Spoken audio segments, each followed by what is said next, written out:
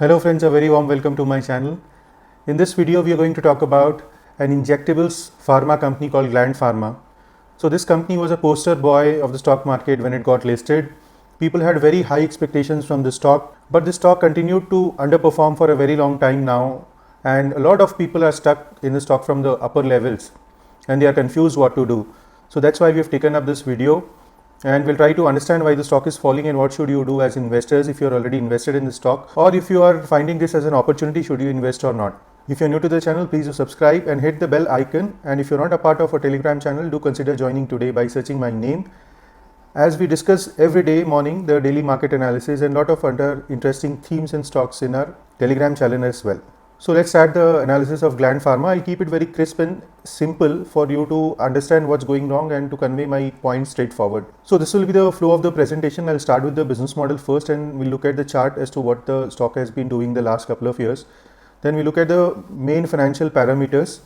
We'll understand what is the reason for the fall in the share price, what is the outlook of the management going forward, how is the valuation historically and now, and what is our view on the stock considering all these things which we have discussed. So Gland Pharma is one of the largest injectable companies in the world. Injectables as such is a space where the competition is lesser and the margins are higher.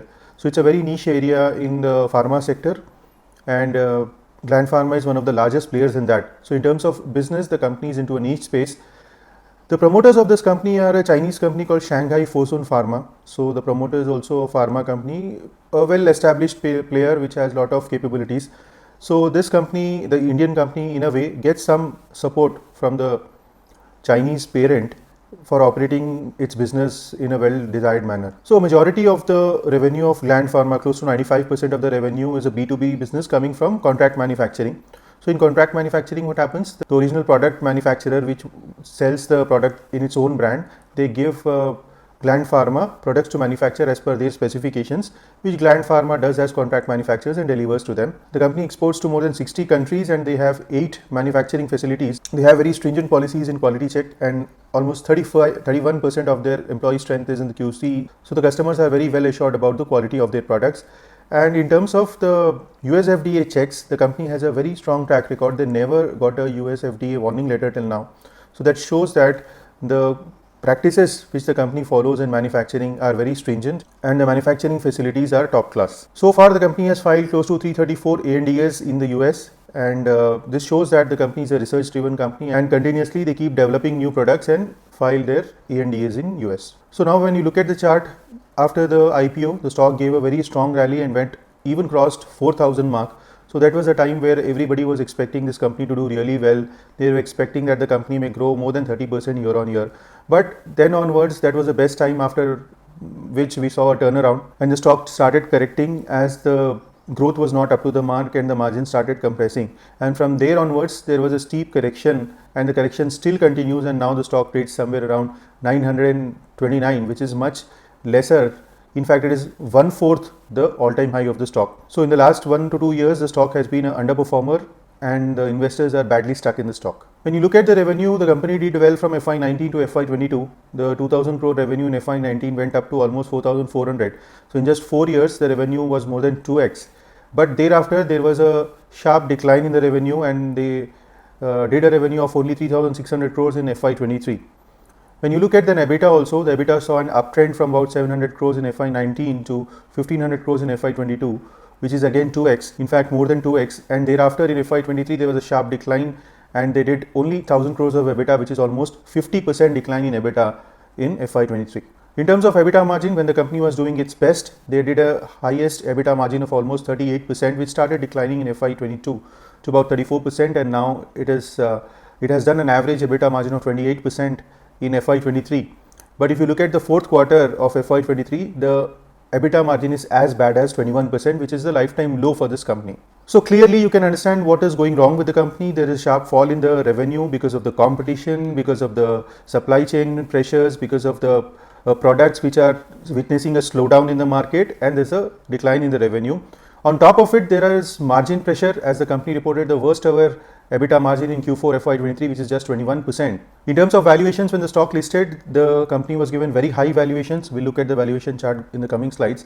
But now, even after the correction, because of the bad performance, the valuations continue to go down. So all these excess and premium valuations which the company was getting, all that was removed because of the underperformance of the company, and that's why the stock fell down. The parent company of this company, which is a promoter group, is facing some debt issue which creates uncertainties in the minds of investors. And when the company's management is asked for guidance, now amidst these uncertainties in the environment, the management is not giving a clear picture for growth. So when this kind of answer comes from the management, the investors have questions in their mind and they refrain from investing in such companies, or they start exiting when the management itself is not clear about the growth part of the company. You also see that the FIIs which were invested in the company have slowly started exiting, and now the FII's position has drastically reduced compared to 2 or 3 quarters earlier. So because of all these issues, you can observe that there is a steep decline in the share price of the company. Now, what is the growth outlook of the management going further? The management is not giving specific guidance in terms of numbers because they feel that the environment is not suitable in terms of the supply chain issues, the global slowdown, the competition, and several other things. But the capex continues. They plan a capex of around 300 crores in FY24, and recently they have done an inorganic acquisition of a company called Cenexi to expand their CDMO operations in Europe. So the company continues to grow organically and inorganically. They want to expand their product portfolio, enter new geographies, and they will continue to do strategic acquisitions in the future also. In FY23 also, they have filed for 29 ANDAs, so they continue their research and development, and they launched about 11 to 12 products in this quarter of Q4 FY23. And out of these total ANDAs filed until now, in FY23, they have got approval of 28 products. So the capabilities of the company are intact, the research and development is intact, but the management is not very clear as to what will be their growth guidance in the near future, and that's why the investors are in question about the stock. When this company got listed, it was given valuations as high as almost 18 times the revenue, which is very high for any pharma company in India or abroad. And now, as the performance has been weak, the valuations keep on declining, and now the valuation is somewhere around 4x of the revenue.